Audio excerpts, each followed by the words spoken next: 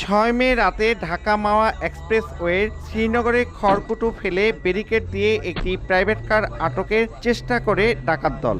এ সময় চালক গাড়ি না থামিয়ে উল্টো দিকে চালাতে শুরু করলে দেশীয় অস্ত্র নিয়ে হামলা করে তারা।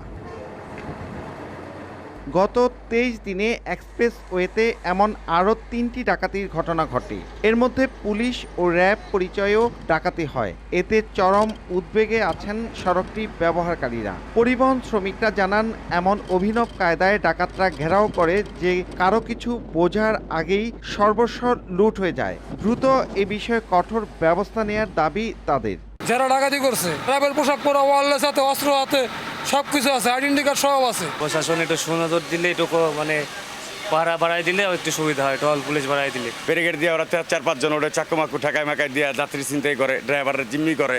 তবে জনবল ও গাড়ি সংকটের অজুহাত পুলিশের। তারপরও এক্সপ্রেসওয়ে নিরাপদ রাখার চেষ্টা চলছে বলে জানান সংশ্লিষ্ট কর্মকর্তা।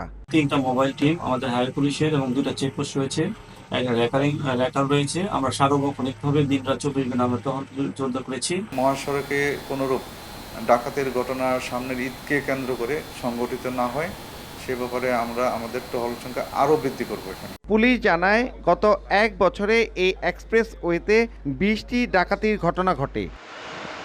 মুন্সিগঞ্জের শ্রীনগর ও সিরাজদিখানের বিভিন্ন পয়েন্টে এক্সপ্রেসওয়েতে ডাকাতি এবং ডাকাতির চেষ্টার ঘটনায় এই পথ ব্যবহারকারীদের মধ্যে আতঙ্ক দেখা দিয়েছে।